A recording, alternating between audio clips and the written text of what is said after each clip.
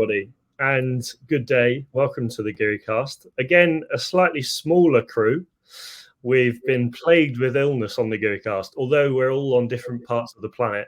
Luke in England, I'm in Spain, Nick's in a different part of England, Chris is in the south of Spain.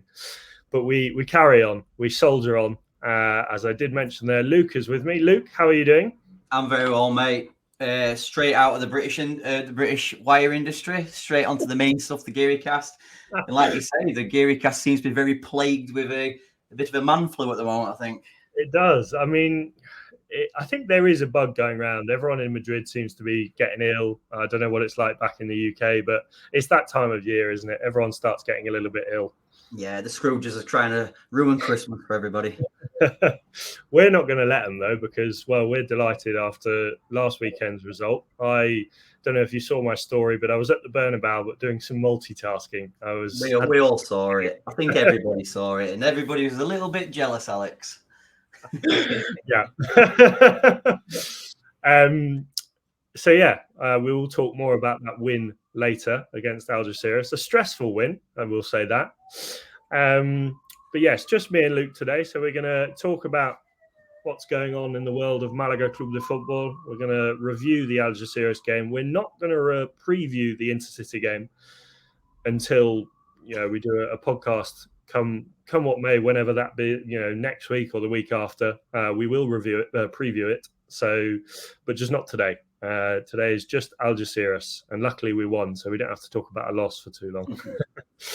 So, moving into the news, obviously we got drawn against Real Sociedad in the next round of the Cup. They've just released the tickets. So the lowest is €22. That's for non-season ticket holders, and the highest is €75. For season ticket holders, the lowest is 13 and the highest is 30. What do you make of that, Luke? I see it's an opportunity for the club to make extra money. I mean, it's been a long, long time since Malaga played one of the La Liga giants, let's say. Whether the fans like the increase or not, it's going to be a decent day for the club's finances. You definitely imagine that. I mean, hopefully that could potentially free up a bit of funding, whether it be wages or transfer money of some sort. For next summer. Yeah, more than likely, because we know we're not going to get any money now.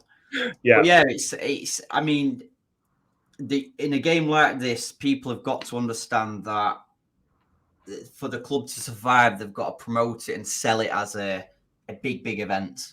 If they gave out tickets for €10 a piece and bring a friend, it's pointless. Yeah, no, I mean, I can see why they've done it. I think I've already saw David Picon tweet today that they've already sold 5,000 tickets, which is a good start. I would imagine it will be a sellout. Yeah, the thing is, people are going to want to come and watch this game. Like I say, it's been a long time since we've played any giants. Definitely. Benze and Merida and Melia and teams like that. Yeah, it's been a while. I can't remember, last time Malaga were in La Liga that I saw them was 2016, and we played Leganés, and they're not exactly a giant. So, yeah, I think it'll be a good day out. I'm still sort of trying to debate whether to go down. I really want to, but then obviously I have to buy the train, and I'm like, is it dear, Alex? Is the train still dear over there? They're not bad, but €50 to €75, and it's it's pretty good. I can't complain. But when you're a student on a budget, you sort of imagine spending all your money with Jude Bellingham and Vinicius and people like that. I imagine it gets a bit hectic. It does. The decisions are tough. Moving on to the next piece of news, Quique Perez had an interview this week with 7 TV, a new TV.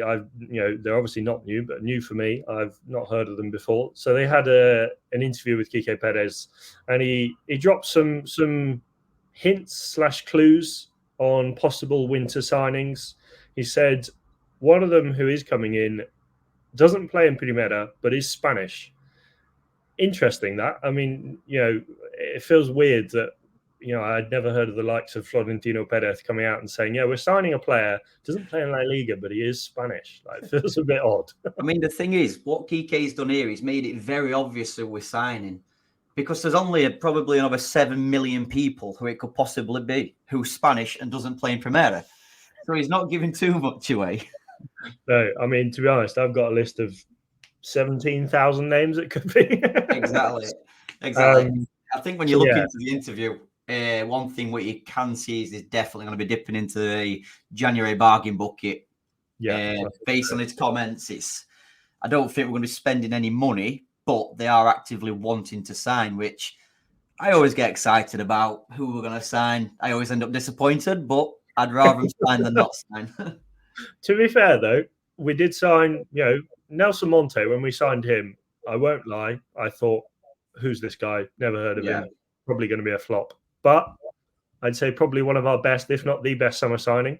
Yeah. So I don't think our transfers was actually that bad this summer. When you think about the rubble what we've had over the years, in terms of now, you can't really put your finger on too many. Actually, you can, because there's me and you here. Manu Molina. As Nick's not here, as Matt's not here, Manu. Yeah, to be fair, I think he's one of the signings I'm, less. Yeah, to be fair, I said this to Nick the other day. I do like Manu Molina. You're changing sides. I know he's not done too much yet, but if you could put a Malaga shirt on a piece of shit, I'd like it. Basically. Yeah, no, to be honest, I'm the same. I think, it's obviously hard moving to a new club, but him and, Juan Hernandez, for example, as well, haven't quite settled in, but slowly but surely, hopefully we'll start to see more of them and more of the quality that they hopefully have. Yeah, exactly. In that interview, Kike Perez did also say that the club has plans to celebrate the 120th year anniversary. 3 things that he mentioned: a vintage Hummel shirt, hasn't been released yet, but I think it's got a lot of people excited. A new club anthem that it supports the old one / it stays, it still has an elements of the old one. I don't know whether this means it's going to stick around and they're just going to replace it, or whether it's just a year, just a special release. And also there will be a logo for the event. To be honest, the thing out of those 3 I'm most excited about is the vintage shirt. I don't know about you, Luke. What are your thoughts on that one? 100%. Any vintage football attire grabs my attention, Alex. Yeah. And the good thing about this is Hummel's been great to us over the last 2 years. So I am really excited about this. I expect something special. Yeah. No, I think Hummel shirt. I've seen some of the examples that David Picon's been tweeting this afternoon. Yeah, and David Picon loves this idea. I've seen retro Northampton kits, German 3rd divisions. He's done his research on this. He has. No, I'm excited. I think, like you said, Hummel have been good to us. There are possible ideas that I'm sure the club will want to get involved with, whether they're going to do something to do with the city or whether they're going to do a home shirt. I imagine it'll be a home shirt. But no, looking forward to that one. Definitely. A few more injury updates. We have them every week, as I liken us to Real Madrid this season. Every week there's a new injury, but this week some slightly positive news. Not another player who's down, but another player who's coming back. Yeah, it's quite surprising for us to have a little bit of good injury news. So I think the main news from this announcement was that Sangali should be back in training come next week. He is a player what I really think we have missed in that midfield. Also, the likes of Juan Day and Manu Molina shouldn't be too far off, I believe. That's good. Well, for Nick and for Matt, that's wonderful news. I think, Sangali, it feels a while since we've seen him on the pitch. Obviously, it's brilliant to have him back. I think at this point, anyone who comes back, and this sounds like I'm, criticizing Sangali, I think anyone who comes back at this point is a positive, because the squad's getting rather thin. Yeah. And, obviously, thankfully, January is only 11 days away. So if we do need to pick up some extra players in that window, we can, but we'd rather not. Yeah. I think me and Nick said it several times during the stream the other day. We have been thin on the bench quite a lot, but Sunday, really, really, when you look to that bench, I'm a massive fan of youth, but you're looking on there and thinking we may have 2 wingers, a right back, a centre forward. We didn't have any centre midfielders whatsoever. And then you think of our summer transfers, we packed heavy in there, but with the injuries to Manu, Sangali, Ramon, even Juanpe not available at the weekend, you're thinking we nearly got a game, basically. It was close. It was close. It was very close. I don't have a know. missed call off a Spanish number. I had a missed call off a Norwich number, so maybe not. So yeah, Sangali back. I think that will be a positive bolster up the midfield. Moving on to, well, it's quite a busy week for news actually. We've had, usually, I mean, to be honest, we're used to busy weeks of news, especially with all the Altani stuff that always goes on, and whatnot. So the club have announced an update on the season ticket holders numbers. So we're up to 19,800, hoping to hit the 20,000 mark before the next home game. Just, I mean, wow. Third division football, 20,000 people. Honestly, every time I hear these figures, it actually makes me proud to be a Malaga fan. At any level, those kind of numbers are great. But the fact that we're playing in the third division, where sometimes we're playing in front of 3,000 people, never mind 20,000 season ticket, plus us lot who fly over, and plus those people who lay on the beach all day in the Costa del Sol. Yeah, it really is. It's so good for the club. It really is. It's fantastic, and I think it almost feels, last year we obviously had some bigger crowds, but it feels like more people are coming this year. Don't know whether that's because, they've seen the situation of the club and they thought, I want to back my local team, or I don't know what it is, but definitely there feels to be more of a togetherness this year. Yeah, 100%. I mean, I think I recall Matt saying it, whether it were in our GearyCast WhatsApp group or not, but some of his children at school, etc., seem to be taking a lot more interest in Malaga, whether it's asking the score or going to the game. And it's like anything. I mean, if you walk around England, you see a lot of people wearing Liverpool shirts. Nowadays, Man City shirts, former Man United shirts, because they were brought up when the teams are doing well. If the Malaguista locals, etc., can see a Malaga team, albeit in a lower league, but winning games, it shows more interest. No, it's true. No, positive. Definitely a positive that they're into it, and the more of them that can come along, the better. Last two pieces of news. So Quique Perez also said in one of his interviews that I think it was with Area Malaguista that he said this. That I will double check that, because I know Pellicer was on Area Malaguista this week, and Quique Perez has been doing a few interviews, but this one I think was just a general interview with the club actually. So he said that we don't earn any extra from in terms of TV rights. That belongs to the Spanish FA for the Real Sociedad game. It's not like in England where, say, for example, 13 minutes in, the Yeovil bingo's been ticked off. We've had two Real Madrids. Ladies and gentlemen, please tick off that Yeovil on the card. You did well though, Alex. 13 minutes. Yeah. I'm holding off. So yes, this was on 7 TV as well, actually. So he said that we get 120,000. Every club gets the same. There's no sort of extra TV rights that belongs to the Spanish FA. It's a bit of a weird one. I think I'm not a fan of it. I like the fact in the UK when a little club does play, Yeovil played Man United, and that saved the club pretty much. We played them twice in about 3 years, and without those games, very highly likely that we wouldn't be existing. We wouldn't have existed up until now. Yeah. So for the little clubs, especially like Arandina playing Real Madrid in the next round, getting 120,000 just to play Real Madrid, it kind of takes away from that.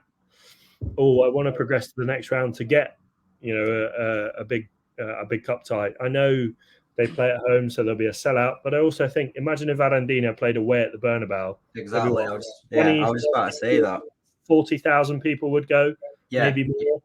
If they could work out the Santiago Bernabeu that Arandal get 50%, even more, 80% of the profit, surely that's going to increase more than what I say this epoxy 120,000 euros TV. I mean, Real Madrid surely aren't bothered about their half of the 120.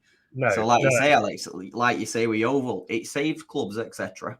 It does. And I think so. I was having a conversation with someone about this the other day, and obviously the issue of playing away is some home fans, they can't travel, they may not get to go.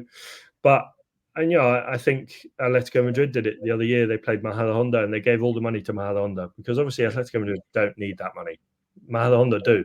They play at Atletico's training ground. So, I think it's something that I would change if I was part of the Spanish FA, but not much that could be done about it. There's probably a few things what we'd change if we was part of the Spanish FA, but that's football in general.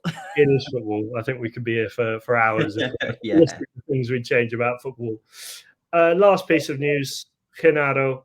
I think he was a day late to the Las Vegas UFC 296 event. Got in a bit of a scuffle in the tunnel, Luke. Yeah, he certainly did, and he's earned himself a 4-match ban out of it.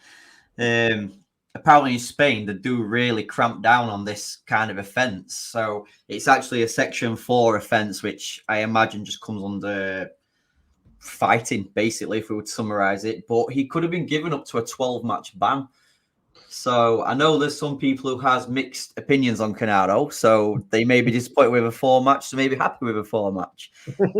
But yeah, he now stupidly misses Intercity, Real Sociedad, Suete and Castellon, all for his Shawn Michaels like sweet chin music kick to the bloke's chest.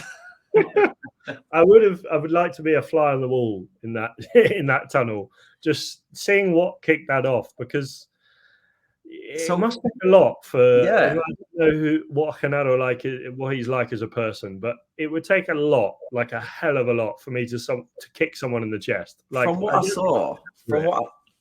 I saw just after the game, God knows how true it is. Apparently, the Algerciras captain, he hit somebody in the chest, or just beneath the chest, apparently. Whatever's caused this. But in David Picon's report, there is four names mentioned. So why that's then caused Canaro to... I mean, how's he even get his foot that high in a tunnel? I mean, surely there's 20 to 30 blokes pushing and shoving. It's quite impressive, really. And that's me El Capitano. Yeah. Not that we condone violence. Very stupid. Very, very... From both leaders, if it's two captains, you would have thought that it wouldn't have changed the game, but as we'll speak about shortly, it kind of did. It did. So, yes, as Luke alluded to there, that is the end of the news for this week. We are now going to move on to talk about Malaga's 2-1 triumph over Algerciras.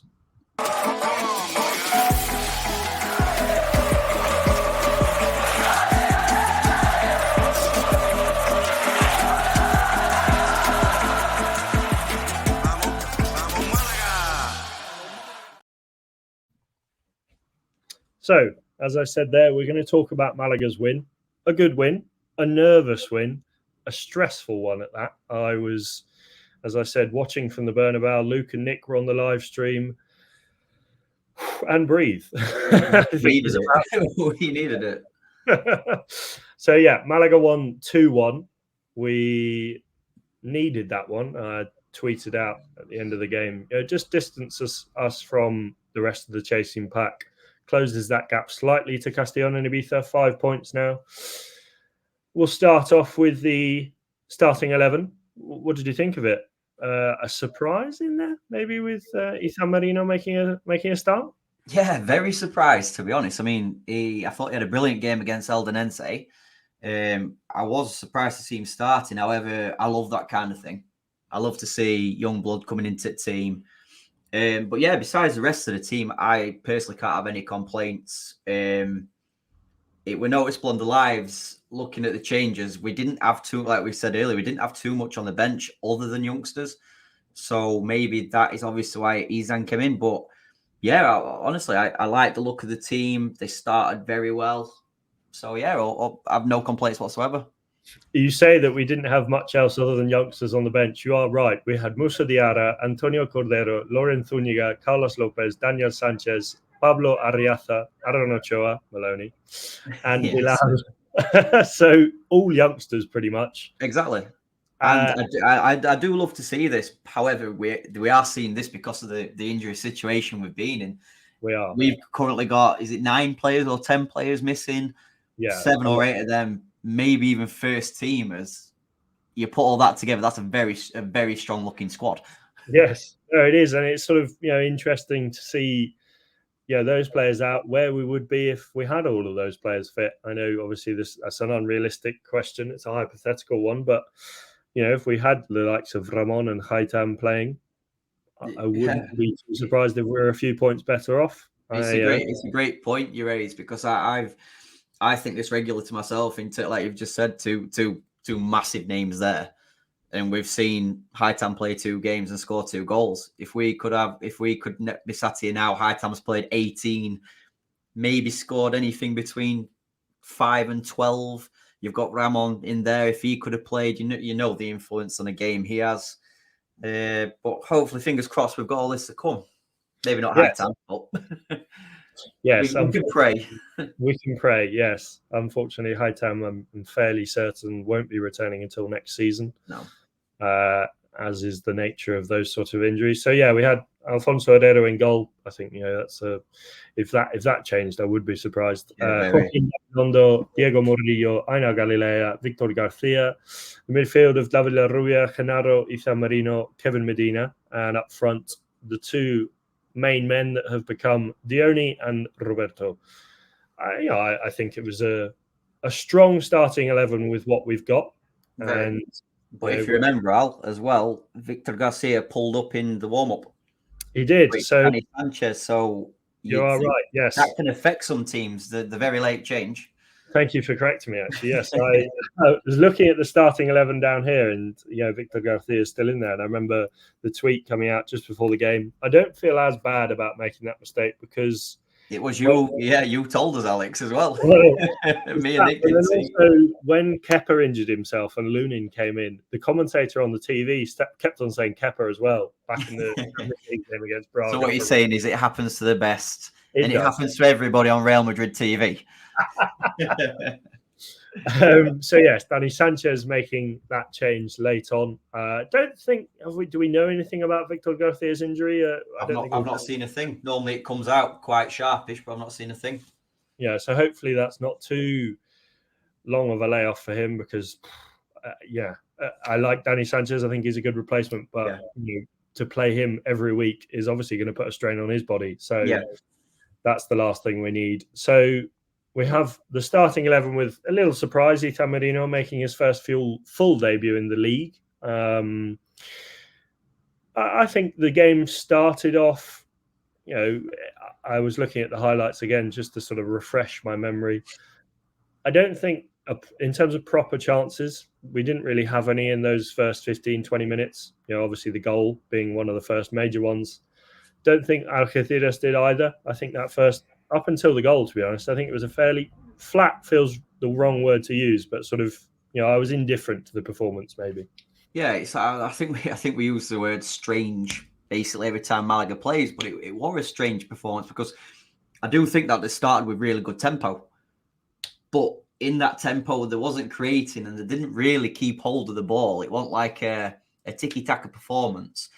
It's as if, obviously we know what happened to Sergio Pellicer, a very emotional day. I imagine his team talk were very emotional. And I think the players really rebounded off that. They came out like a house on fire. Again, not in terms of the quality, but the Pelly press was definitely on. And again, it's good to see that with the team. It's good to see that they're a together bunch. They probably wanted to do well for Sergio as well. Definitely. We should mention that for those of you who don't know. In the lead up to the game, I think it was a few days prior, Sergio Pellicer sadly lost his dad, who passed away, and they held a minute's silence at training, and then a minute's silence before the game. And I don't know if you saw, El Chiringuito tweeted the video of Pellicer on the bench. Yeah. He was obviously very emotional, and I think thankful to everyone for supporting him in what is a difficult time. And it was good to see everyone rally behind him, and credit to him for being on that bench, because I can't imagine what he's going through, and to still turn up is commendable. I think it also shows how much Malaga means to Sergio Pellicer as well, because not one single person would have batted an eyelid if he wasn't in the dugout that day. But for him to want to be there, etc., for the fans, the players, the team, everything. It's admirable. It really is. Yeah, no, it's fantastic. And send all our well wishes to Sergio Pellicer, and hopefully he has a nice festive break and is able to spend some time with the rest of his family. Yeah. So we move on to the first action in the game, the first one that probably got us off our seats a little bit. A possible penalty shout for a challenge in inverted commas. I think judging on how you're looking right now, we agree on this. It would definitely clumsy defending. It really was for sure, but I don't think it's a penalty. We seem to have 2 or 3 of these per game, don't you think? These little things, which is it begging or I don't really know. But yeah, no penalty for me. No, I think soft. To be honest, and this is going to sound really biased. Obviously, if it had been given, I would have taken it. 100%. 100%. But I think the referee's made the right decision. Yeah, he's got to. So we had that penalty shout. We had Ethan Marino, obviously, fired up on his debut, had that chance early on, decided to play rugby instead and convert it over the bar for the 2 points. Lean back and hit it, son. Basically, yeah. Basically. I love the enthusiasm, but just rein it in a little bit next time. Yeah, I think looking back on it, he'll be the first person to know he probably should have done better with it. Although it were also great to see that part of his game, because I believe he's more of a defensive player, but to be there, it really shows that he's got an eye for a goal, or he's got that in his game as well. And he knows, but he's a big boy. He's a very tall boy. I'm not as tall as you, Alex. Not many are, but he's he fit the bill of a good Malaga player in there. He really did. Yeah, no, I was, watching that and thinking, there's a chance here, because we do seem to have a lot of those chances when the ball gets put in the back of the box, and that's how the first goal came about. We were, in control. I think the chances were coming our way more than Algerciras' way, and a lovely cross from Dani Sanchez for Joaquin Gabilondo to fire home with a thunderous shot to get through all those defenders and the goalkeeper. 1-0. I was quite happy with that start. Yeah, the thing is, if only he would have fired home against Alcoyano when he skied it from 12 yards, that would have made us a lot happier. But yeah, I honestly thought both fullbacks had really good games going forward. They were playing more like wingers, if anything. But yeah, as you alluded to, Dani Sanchez driving forward, good pullback, made its way to Joaquin. And again, he took it very well. I would have been very, very disappointed if he'd missed. But again, with Joaquin, I truly think he's a really great player. A really great player. Very attacking, but also very steady in defence as well. Yeah, he's a solid defender. I think, he goes under the radar a lot because he really does. If you remember last year with Delmas, he was also a player who kind of went under the radar, besides for myself and Nick, who sent to rave every game about him. But yeah, I think again, with Victor Garcia's injury, it's a shame, because I do think fullbacks, we are very strong. Even with Bilal, the youngster, I feel very, very comfortable with fullbacks, what we've got. Yes, he maybe Delmas is this season's or last season's Manu Molina. Yeah, maybe. So we had that goal, and you've in your lovely written agenda, I must say, everyone running over to Sergio Pellicer to celebrate. I think that was wonderful to see, and I think a moment of togetherness that was, really nice to see. That it warms your heart. Yeah, well, like you said earlier, Al, you don't know how the pain and everything somebody's going through at that time. Touch wood, luckily I've not been there or anything. I do love moments like this where it's clear to see how much Sergio means to the players. In past weeks, we've seen players when they're celebrating with like a high tam shirt or warming up in the Monte shirts with the troubles. Again, it's just showing the tight bond that the players have got, and things like that. The togetherness of the team is going to help our push for promotion. It really is. There's no negative to being a tight knitted bond. Yeah, no, I think it's good that they are tight knit. I think obviously the results help.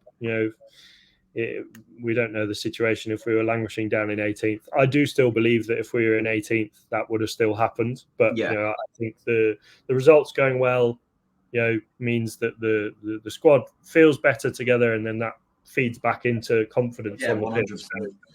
It's a sort of recyclable circle, if you will. So one player that we tend to, well, in the last few weeks we've been criticising a lot, Dione. I think that first half, is one of the better first halves I've seen from him in a Malaga shirt. Yeah. Dione. Where do we go with Dione? I don't know. But yeah, I agree in that first half. I thought he personally had a good game. 2 or 3 times, good footwork around the box, creating a chance where potentially his finishing might have let him down a little bit. To say that he's the Primera's most lethal goal scorer ever, it's as if he gets in these positions and then I don't know if he panics or something. He seems to hit it at the goalkeeper quite regular. I think that's a fair assumption there, and I think obviously I've never played professional football. I've never played football to a good level, but I think when you're low on confidence and you're going through a bit of a goal drought that he is, when it comes to just trying to get back on that run, your only thought, I would imagine, is just to get it on target. You don't want to try and be too fancy with it and try and hit the top corner and then potentially miss it. Yeah. You think your best bet is to get it on target. And, I'm happy that he is. I'd rather he would try and get it on target than try anything too fancy and it miss. Exactly. Rule number 1 when you're a youngster as a centre forward is make the goalkeeper work. Exactly. He did that. He does that quite regular.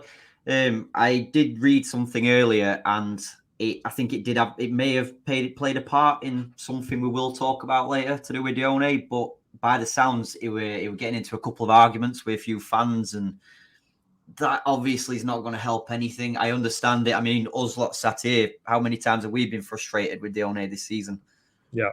So in that moment, like you say, confidence down, things like that, it all goes against you.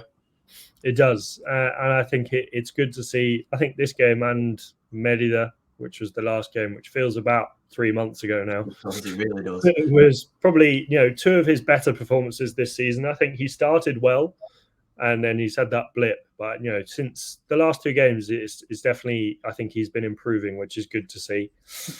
Do you think he's centre forward, Alex? I think he's a centre forward? Like you've just said there, and I agree. The last 2 games, he's played better, but not with any centre forward instincts, if you know what I mean. He looked better, but with his touch, his ability to move with the ball, etc. But how many times is he really making the goalkeeper work, or do we say, oh, what an effort from Dione? So I do definitely agree with you, but it's like, do you think he's a centre forward, or I don't know, a 10, 11, whatever you call them these days? I think the football manager term would be deep lying forward, maybe. Yeah, that is a great call. I think I liked the pair of him and Roberto up front. I think I said it earlier on this season. Having both of them means the defenders have to concentrate on 2 players rather than just one. I think Roberto needs it as well, just to take some of the pressure off him. And I think if Roberto is just further up that, just towards the defenders, and Dione can drop back a little bit, I think he works better a lot with the ball at his feet, and he can work off that. Obviously he's not the quickest of players, so running onto balls, I think, and this feels like a weird/random comparison, but similar to a Lukaku in a way. Get the ball to his feet, he can turn and go, or give the ball back to Roberto. I think, he's not that tall for headers. I don't think we should be putting balls in the box for him. Obviously he can get on the end of headers, but I definitely think he seems to be improving, playing in that slightly deeper role, whether you said, like you said, a 10 or in that just behind the striker role. And it's good to see. It's good to see. Ethan Marino, we talked about him briefly just earlier, had another 2 fantastic efforts. Keeper, their keeper was made to work for what they were trying to save a point at that point. Yeah, in all fairness, their keeper had a fantastic game. Made many good saves, but these were really quality saves, I thought. And the example I want to use is very Peter Schmeichel-esque, I thought. From Izan's first header, there was a bit of a starfish save, I think. But then to also get straight down and knock it out for a corner, very good save and a very important part of the game. I mean, if we go 2-0 up there, literally on half time, the game's over. But yeah, again, like we said earlier, it was great to see Izan making those runs from deep. Maybe that's something we have missed from midfield. A lot of our midfielders do tend to be the same kind of midfielder. I mean, how many times have we seen Manu Molina, Sangali when he was fit? I know Juanpe does do it a bit, I've noticed, but adding that extra body into the box where sometimes Roberto is on his own. Yeah, no, I think it's definitely, and yeah, like you said earlier, I'm all for the promotion of youth players, and I think they just bring that energy to the pitch that, you know, whether it is a midfielder of a similar ilk to the other ones we have, I am all for it. I think get them in. As I said last week, Elton John is all for it, so why shouldn't we? Definitely. And if Elton's for it, then the Gearicast definitely is for it. Yeah, we love you, Elton. We do. Let's move on to UFC 290. Sorry, halftime. Wow. I don't know if there was any footage released from that tunnel. No, well, that's the thing. We need it. We need this footage. They could sell this footage in films for years to come. Who doesn't want to see Renato running from 30 yards away with a foot? How did this guy survive the foot to his chest? Who did Cirillo hit? Do you remember those TV shows? I don't know if they still do them. Sort of Premier League top 25 funniest moments. Yeah. I feel like this could be on one of them. My word. So Renato obviously gets sent off. You guys, I don't blame you at all. Didn't notice it. Their guy got sent off. Did he get sent off at halftime as well? Yes, yeah, so it were both captains got sent off at halftime, leading by example. Again, like you've just mentioned, me and Nick were sat here. It was actually one of the viewers who commented saying Gennaro's been sent off. Like, what? To then find out that 2 players got sent off, you're like, it's okay. If they've had one, it's okay. And then it's only when you look into it and think, what the hell happened at halftime? Yeah, I was watching it and I saw that we had a man sent off because I was kind of watching both games and I was like, we had a man sent off. I didn't really see what it was. I thought, oh God, here we go. We're gonna be working for these 3 points here. And I saw about 10 minutes later that they had a man sent off. I don't know whether it was the stream like updated, the red card bit again, or it just came up as a replay. And I was like, okay, 10 men to 10 men, it's even again. I was relaxed a bit, but I had no idea what was going on. And then I saw your tweet on the way back. We did not have a clue. I'd love to elaborate on it, but other than a drop kick and a slap, I really don't know. And that's thanks to David Picon. Yes, with David Picon doing everyone's work. I think that was beautiful journalism for him to, I'd love to see that video if it's possible. I think a lot of people would watch that. If El Chiringuito could get hold of it somehow, I think. Yeah. Moving into the second half, we had a few chances. Roberto hit the post from a long-range shot. We seemed to... We had our chances, but I think some defending and we let them back in a bit too much. I was getting a bit nervous watching those last sort of 35 minutes, 30 minutes. There was some shocking defending from Einar to be pointing names and naming fingers. Yeah, really. He seems to be having a bit of a bad run, although he did have some good moments in this game. Yeah, but we seemed to sort of let him back in before we scored the second. We seemed to be letting them back in / taking our foot off the pedal a bit. Yeah, it was as if the red cards affected us a lot more. I mean, like we say, if it's 10 versus 10 still, you're thinking, well, it's not really going to change too much. Me and Nick said neither team needed to change shape, really. It were basically the same, the player for the player. But yeah, I thought we really struggled a bit. I mean, it was Steve Jackson and Carl at halftime on Matt's stream, and rightly so, said that these aren't a good team. And up to then, there really wasn't a good team. Just going back to the Roberto chance, Alex. This bit of play for me really summed Roberto up. He created this all by himself. He got the ball into his body, turned, drove at defense. He's a real dog up front. He's a real nuisance. And I'll admit I was wrong at the beginning of the season. I didn't put him in my 11. Somebody did. I think whoever did, I praise them because sticking their neck on the line, they could have got a lot of criticism, and I think they did. Well, Real Madrid called him up after, so they obviously saw something in there. But yeah, I did not see this Roberto coming, but now I love the player. I really do. Like, this kid loves playing for Malaga. He loves that shirt. You could tell he might not have the quality all the time, but what you will get from Roberto is 100% work rate. And again, this was pure example that he had 5 defenders around him. It wasn't the best of strikes in the end. It did hit the post, but it was a bit of a worm burner. But the way he got the ball and drove at the defence, absolutely fantastic from Roberto. And he put a real shift in for 90 minutes, I thought. He did. No, I think he's... I feel like we'll come on to it in our half. We're thinking of a sort of halfway through the season episode. I've got a few ideas. And I think he's going to be one getting a lot of plaudits because he's had his off days, but he's been really good. So yeah, we had that chance, and then we were letting them back in a little bit, but we could relax a bit when the man himself, Roberto, made it 2-0, as you put in your comments. Game, set, and match, but not quite. Funnily enough, we thought it was. Me and Nick are basically chucking cervezas about, thinking party time. This is over. But yeah, I mean, this really was a goal of class. To some people, it might look like a bit of a tap-in, but it wasn't. Like when you watch the build-up play, very, very patient play. The ball out wide. I think it was Joaquin who delivered the ball. Yes, and then Roberto really did finish like a good centre forward does. And I think that's the one thing he just needs to add, that ability to put the ball in the net, because he gets in the positions. But yeah, this for me, this was a real class goal. No, I think we could relax a bit, but then obviously we come on to minute 85, and we were talking about it off air.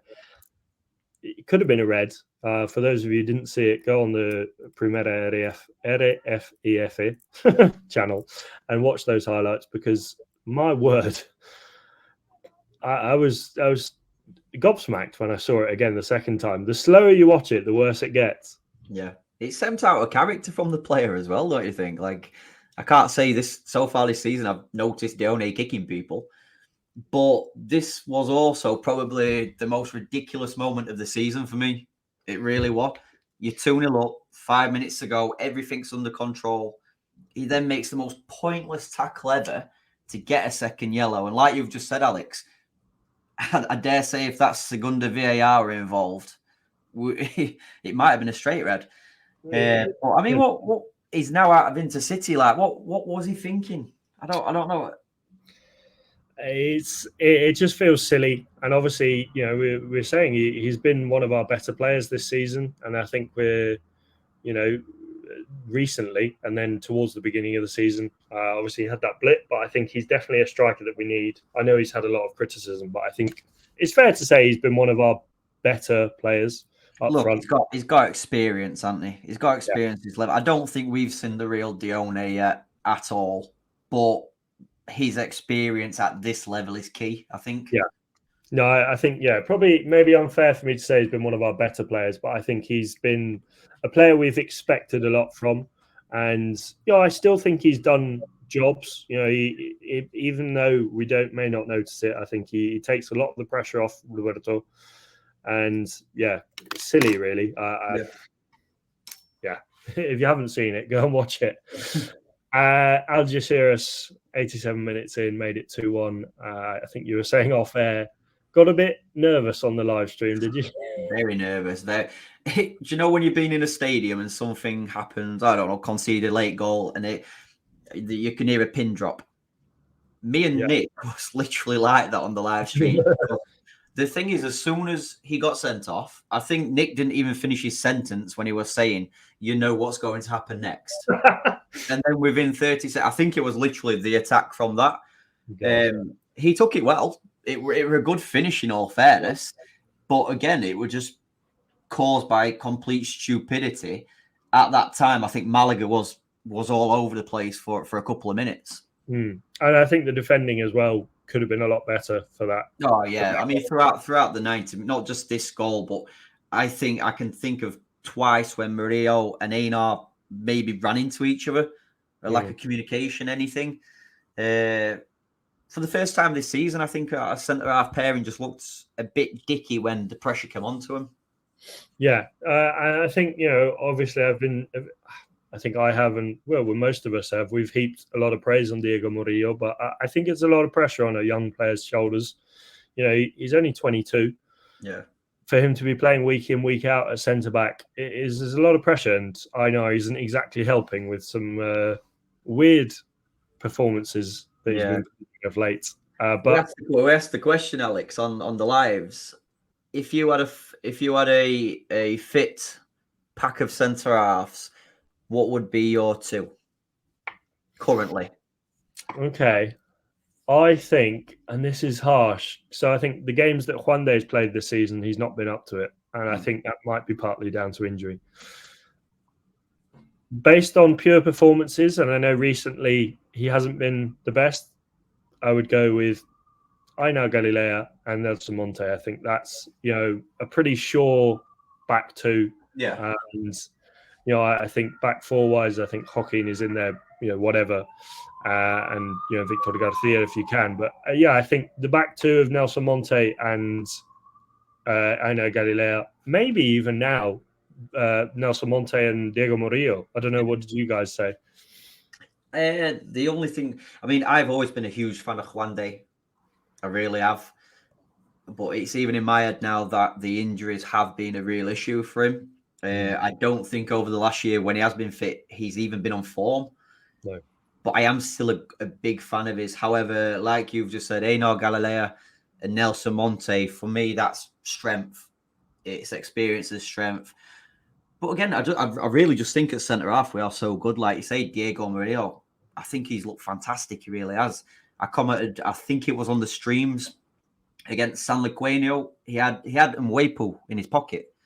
And by that, I don't mean he were making last-ditch tackles, but real maturity in terms of winning the ball in the air, just a little nudges what people don't see on telly.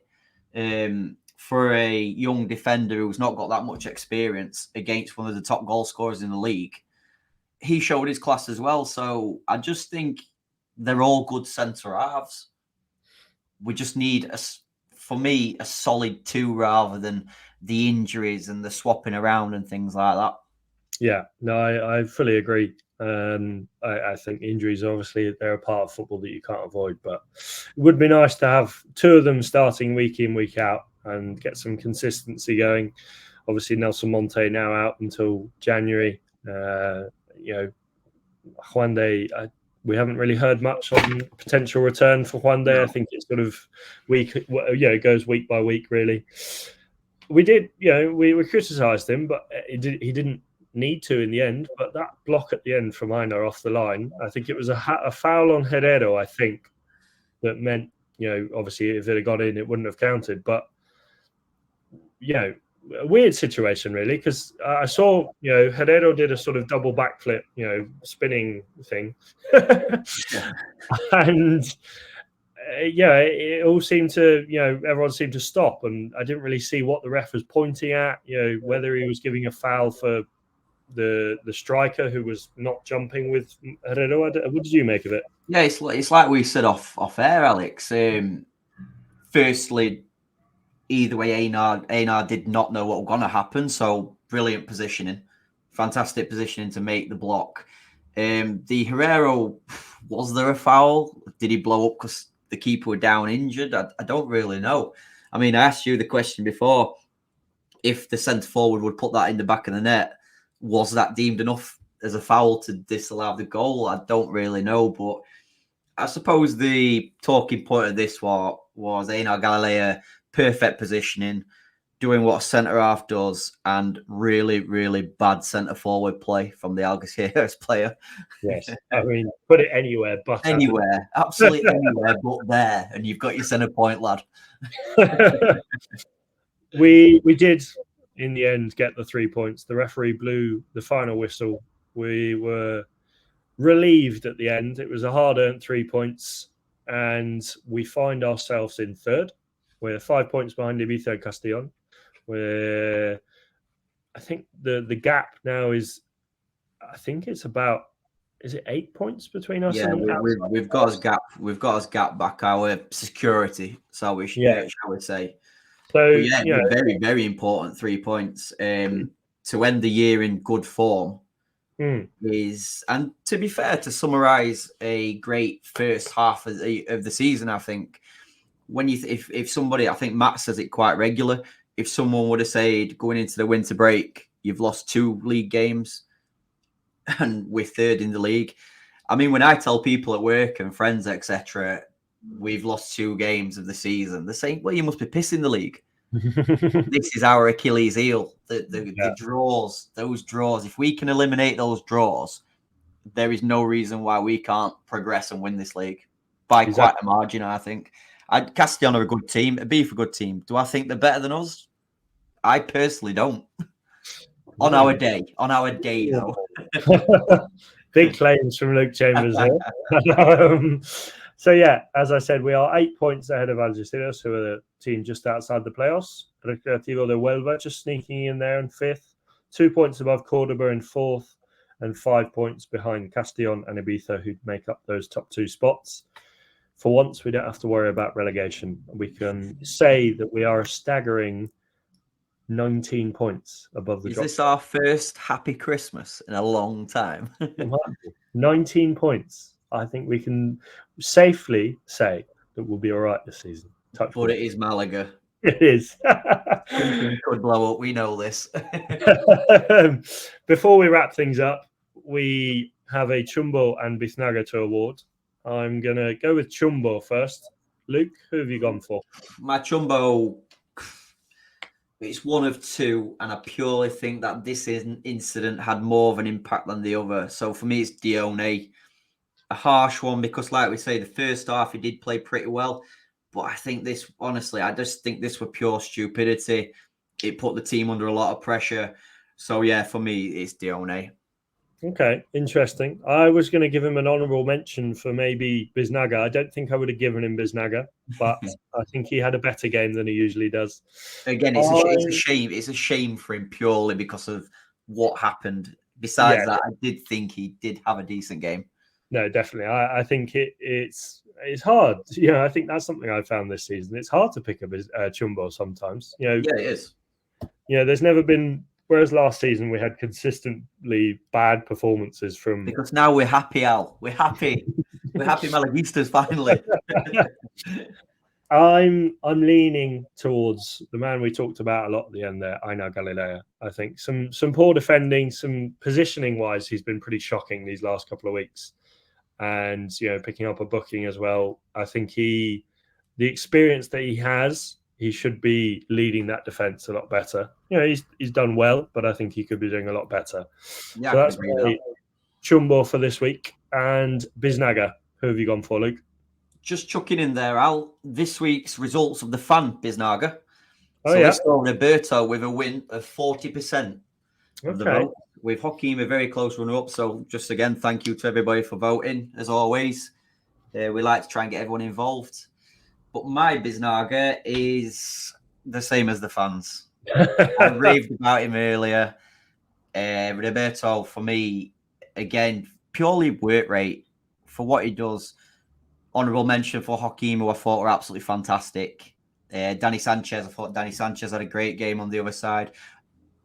There could have been 2 or 3 Biznagas very easily this week, Yeah, I know. I think, you say there could have been 2 or 3. I definitely agree with you. Maybe even 3 or 4.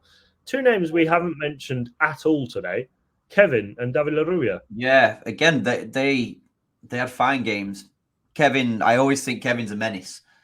Teams, if I was still playing fullback, I would not want to play against him. Purely because he's a diving little get. Secondly, because he's a good player. When he's got that ball at his feet, David Larrubia, I know there were some discussions about his performance, and the reason I think he may have gone under the radar is because we saw a totally different Larrubia because that's when the game were wide open in the second half. You had a 17-year-old Izan and not a number 10 Larubia. He had to play a much more defensive role, and he did do it very, very well. We may have not noticed it purely because we associate him with through balls, running with the ball, etc. But yeah, two fine performances from both of them.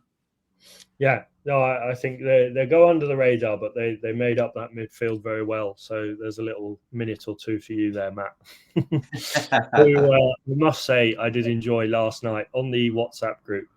Matt obviously put a picture on Facebook of he's back in the UK for the first time in 4.5 years, and he made the mistake of including, accidentally, I believe, his table number at the spoons he was at. And what did you order him, Luke? It was a toss-up. There were one of two things. It could have been a portion of peas, 2 slices of bread, but I went for the egg. I went for the fried egg. The man to enjoy his lovely trip back to the UK. I love the inclusion though. Wasn't it the Christmas promo, pint with an egg? Yeah, pint with an egg. Which is not getting Spain. It is a promotion that the UK Weatherspoons are trying to push. I hope he enjoyed it, and I hope he could share it with his friends. I did enjoy that. I was cracking up hearing the message. I just saw a message pop up from Matt on the group saying, "Did you guys send me an egg?" When I did buy it, it was a nervous wait for 3 minutes, thinking, "Nah, it's Matt. He will enjoy this. It will be funny." Or am I thinking, "Am I going to get a bollocking?" No, I think it was very good fun. So you've gone for Roberto. I'm going to go with Roberto as well. I think he was fantastic. Dogged performance up front, leading the line, and could have had 2 goals in there. I think we're liking what we see from Roberto. And well, that wraps up the 2-1 win and the analysis of said win. It's Christmas. It's the 20th of December, and we're all feeling very festive. Luke's got his Christmas hat on. Other than their illnesses, I'm sure Chris and Nick are looking forward to the Christmas break. So we've got no game now until Intercity, which is on the 2nd of January, and so we've got a little bit of a break. And well, I'm looking forward to Christmas festivities. Any Christmas plans for yourself, Luke? Nothing too overly special. I'm cooking for 7 on Christmas Day. I do enjoy a bit of cooking. Nice. Just like the Algerciras community, sounds like everybody in there loves the food, albeit tapa. But yeah, so Boxing Day is a drinking day, drinking and football. I've got a little trip with Laura arranged. But just family time, mate. Just really good family time. Yourself, are you heading back to the UK or? I am. So got my flight on Friday at about 1:30, 1:25. Is that the private jet you were talking about earlier with Jude, or is that a different flight? No, well, you see, he's going to Birmingham. So that was the one. So otherwise I would have gone back with him, but 2 different flights. I need to get to London.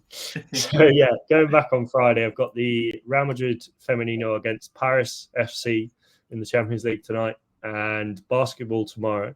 And then Friday lunchtime, head home to the UK, in London for the night, back to Norfolk for a few days, and then down in Bath for the rest of it, and fly back to Madrid on the 2nd. So looking forward to it. See, the life of students these days. I mean, I'm not that old, but when I was younger, students basically ate pot noodles and laid on the floor. They don't go to the Bernabeu 17 times a week and fly to London and then go to Bath for the night.